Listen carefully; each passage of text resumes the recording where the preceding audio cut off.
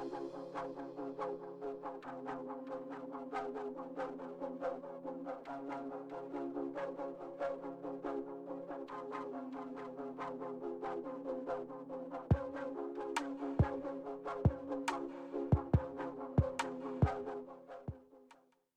we go.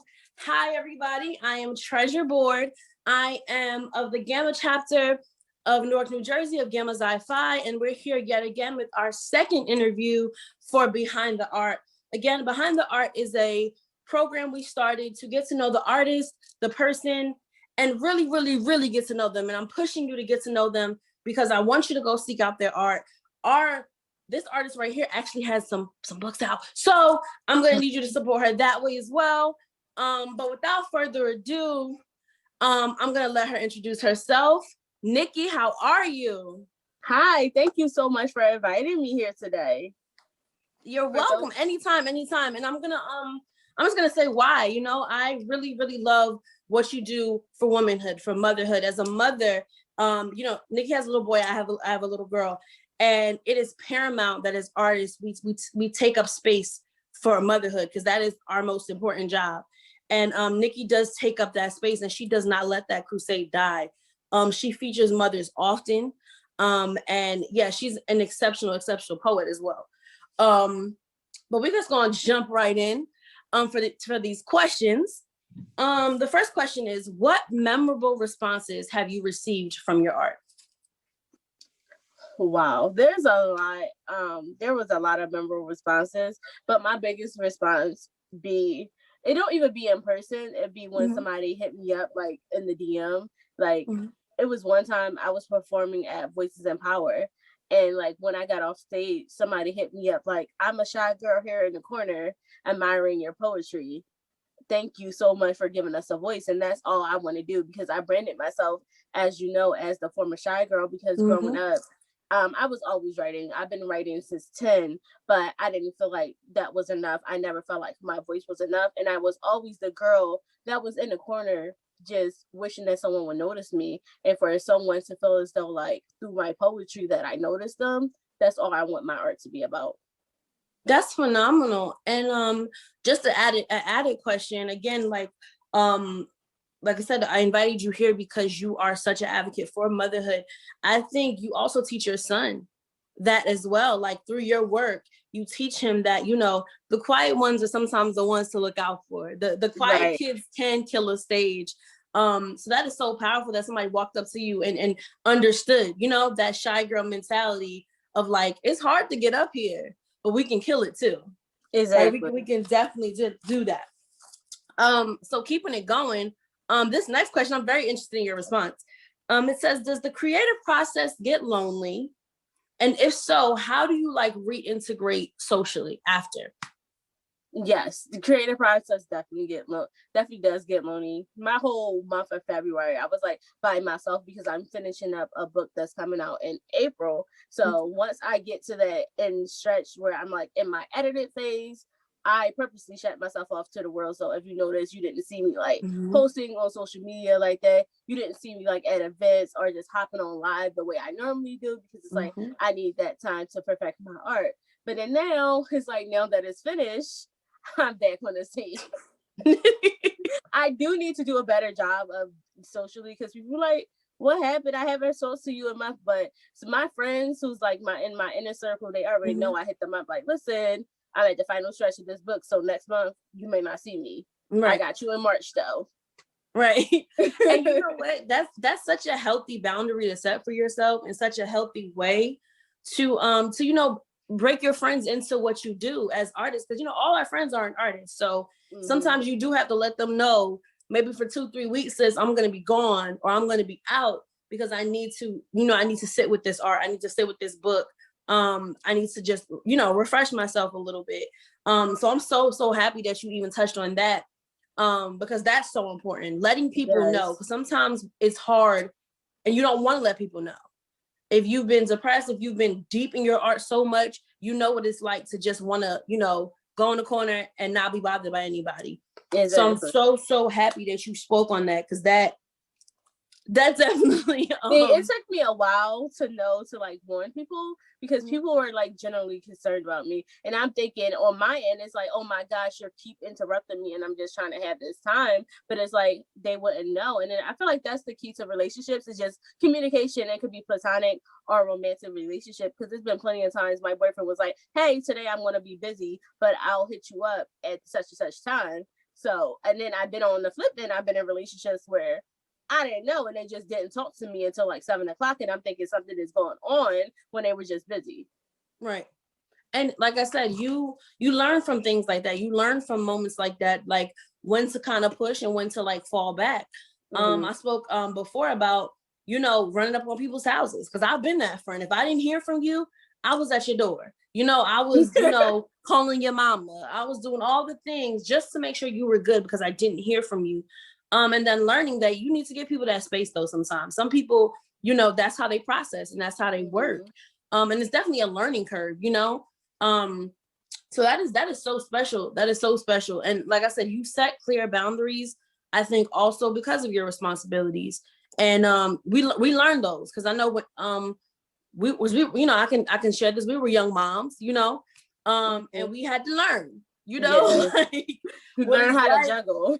Exactly what it's like, having to take somebody to school, having to go to work, and having to pick somebody up, all all in a 24-hour period, and try to be creative in between. So that is so powerful to me. So we're just gonna keep it rolling. Also for the audience, I just want to let everybody know the reason these interviews are not long is because I want to give you time to go look at these people's work and go follow these people. I don't need you saying Treasure had me on here for too long, so I couldn't. Nope. I want you to watch this interview, then I want you to go look her up. That is the point of this. So our next question is, how does art or sound affect your everyday decision making? Wow. I feel like though I'm not a singer, I wish part of me wish I was a singer or like a rapper. Like I feel like music isn't everything I do. Like music sets my tone for the day. Like when I'm sleeping, like the sounds and the rhythms that I hear when I'm sleeping, it affects the dreams that I have. That's why now I just listen to jazz when I'm sleeping to help stimulate me, and then I wake up to like more uplifting than when opposed to me listening to like hard rap or like R&B, and I just realized it didn't really sit well with my spirit when I was listening to that while I'm asleep. But on the flip side, like something may happen and I'm like, I feel like I'm in a Megan Thee Stallion mood, so I listen to Megan Thee Stallion. But then something may happen when I'm sad, when I'm like, okay, I need to turn to my gospel to uplift me. And I feel like it's the same with the writing, because I know a lot of people, they tend to shy away from writing pieces when they're feeling an extreme emotion, like when they're really sad, they don't want to write pieces, or when they're really angry, they don't want to write pieces. But I feel like for my audience, it's not unrealistic for every piece to be a uplift, happy, oh my God, my life is so easy. Because my poetry and my art, I like to be very transparent. Some days my life sucks. Some days my life happy. But you know what? On the days my life sucks, you know what I'm not gonna do? I'm not gonna give up. Because I know if this day sucks, tomorrow can be happy. And like, I love you, Nicki. You don't even know how much, because this all touches on like mental health advocacy and the reason why we do what we do. Because just for you to know, like, today might be a bad day, but tomorrow I can manifest so much better for myself. And I think it's healthy sometimes to acknowledge our pain and to acknowledge our, shortcomings. If you didn't get everything you needed to get done today, if you couldn't, help your partner the way you wanted to help your partner or your friends, we can be very bad at feeling very guilty about those things. So you just touching on that right there speaks to artists in general, as people who take on a lot and we feel a lot. And sometimes we don't want to admit that we do have emotions. And my goal, I think, for 2021 on a personal level was to write happy poems when I'm sad and sad poems when I'm happy, because that to me knows that mentally I'm always healthy, and mentally I can write from any space and feel comfortable and not have to be forced or anything like that. What would you say is your most powerful piece though?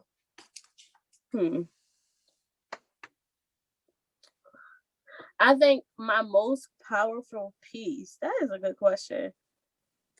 Because I know right now is this piece I call my single, which is called Stinking Link.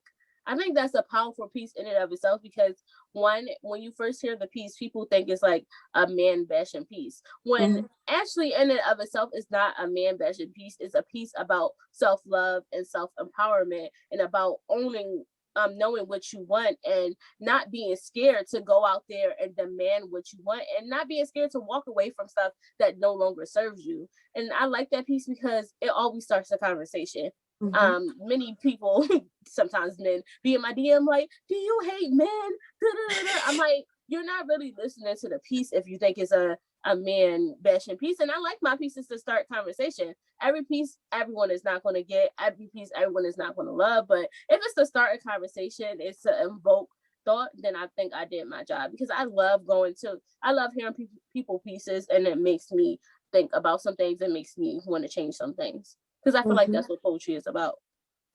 Most definitely. And you have been, I think, so many people's inspirations because of that. Like, I know when we were in performance spaces together, I always was I was ready for your piece basically because I was just ready to see what Nicki had today because you're so versatile in your language as well as your topics, you know. And I think as an artist, we can get bogged down sometimes in our little corners and our little boxes. And even as women, and I think that's why I'm so in love with your Shy Girl series. I'm so in love with your branding and your movement because it really empowers people, and it really empowers people to write from places that make them uncomfortable. Like, not a lot of women can write from a man's perspective, and I think that's why some men kind of it goes over their head a little bit because they don't realize that we're saying what you say. You know, maybe you don't realize you say it, but this is what you say sometimes.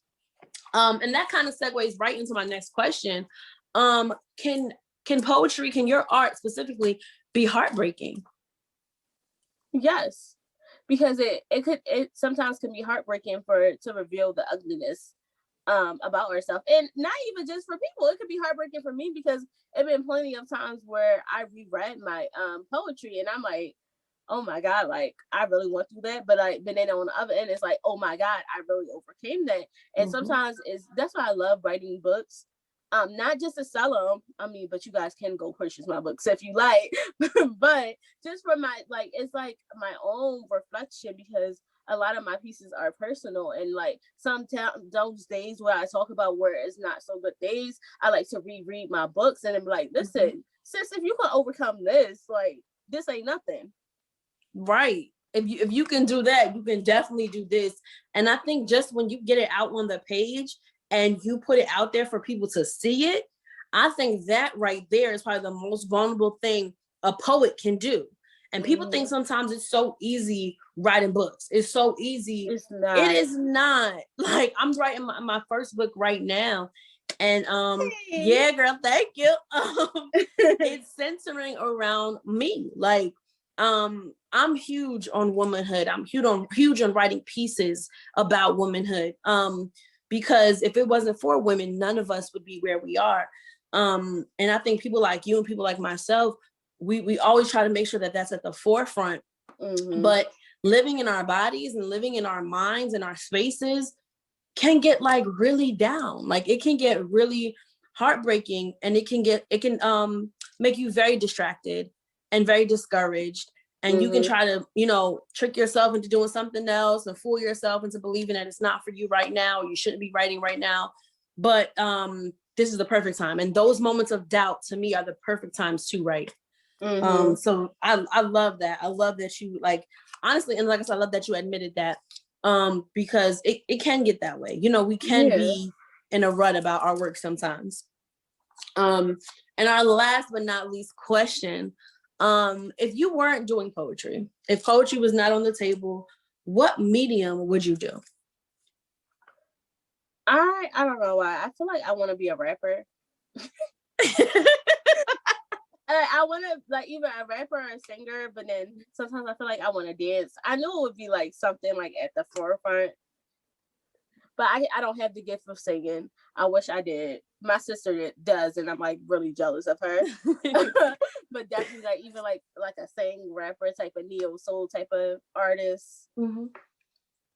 I love that. Like, one, I love that it's still in the arts. I love that if you weren't being a poet, you were still being a poet, low key, because you'd still be giving it to them any way that you could.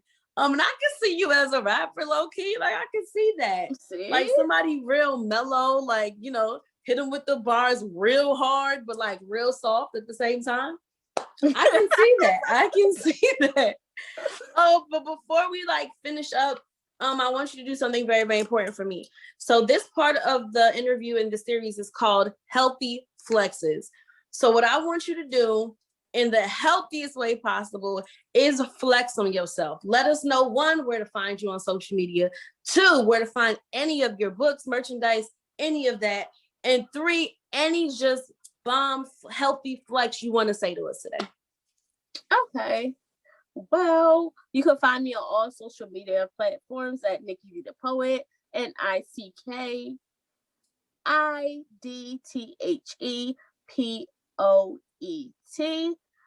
All my books you can find on my website, NickiDThePoet.org, as well as Amazon. All my upcoming events you can find at NickiDThePoet.info. If you want to know where I'll be at to get your tickets, because I do have some events coming up for March to celebrate Women's History Month. And you said a flex? Yeah. I think my biggest flex right now, my biggest flex right now is I feel like I'm like completely healthy and happy. For the longest time, no, I must change that. My biggest flex is that I overcame people's opinions, because for the longest time I was so burdened down with people's opinion that it would reflect in my writing, it would reflect in my everyday appearance, it would reflect in what gigs I wanted to do, just how I was talk. But now I feel like I'm completely free of people's opinion, and I'm really truly happy, like for the first time in my life, and it's awesome. It's amazing. First of all, let me just say, everything she said was a flex. Everything she said was a healthy flex, and I love it. And that's why the portion of the interview where we do the healthy flex, I love to hear it. I love to hear the artists really just speak on themselves in their best way possible. And I love that your flexes were like realistic and real life, and it wasn't bogged down with, like you just said, people's opinions of you. It wasn't other people's flexes of you. It was yours. Right. And that's why it's called a healthy flex, because again, in conjunction with Gamma Xi Phi and the Gamma chapter, it is so important. My organization fraternity has a thing called Check on Me. And we do different meetings on World National Suicide Day, and we talk about depression and suicide, especially in our community. And as an artist, Check on Me, I mean, we do it once a year right now, but that's why this series exists, because I really want to get into it with artists on a multitude of bases from my community, and then hopefully to expand the series a little more, but to really, really understand mental health within the arts, and to understand just how important it is to flex on yourself in a healthy way, to understand that you do not care what people think of you, that you do not care, you know what I'm saying? However it falls the Nicki D way, you know? Exactly. And I think that is so dope. That is so amazing. So again, I want to thank you for joining me and really just giving me all that wisdom, because I'm definitely going to use that as inspiration for this book. So do you have anything you want to say to the people before we head out? I know, just remember that you don't have to change yourself or manipulate your art, whatever your art form is, to fit an audience or to get likes or to get views, to get your buzz up, because your audience literally will find you, because literally my audience filmed me. And that is so dope. Again, thank you, Nicki D. Thank you to our audience for watching. And as usual, I leave you with be grace, see grace, so you can accept grace. Thank you, everybody. Bye.